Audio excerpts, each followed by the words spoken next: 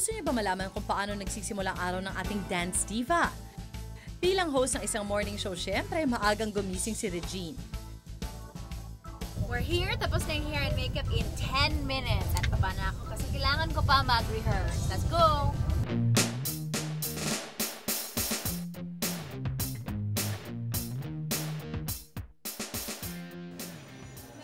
Upang mapanatiling sexy at healthy, regular din siyang nag-gym.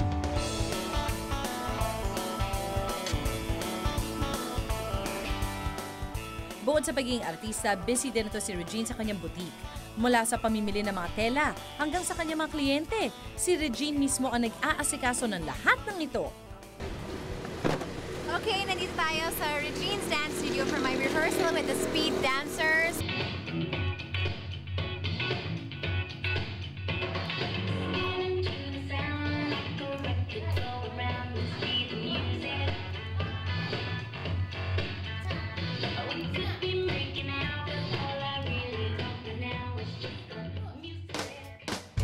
Now it's time for family bonding with the kids. Yeah, it's movie time. Let's go. Bye, guys. Bye-bye. Pero kung gaano mang ka-busy, laging may time si Regine para sa kanyang family. As you can see, very organized si Mrs. sa lahat ng mga photos. Yung mga terno, black and white, sa mga colored.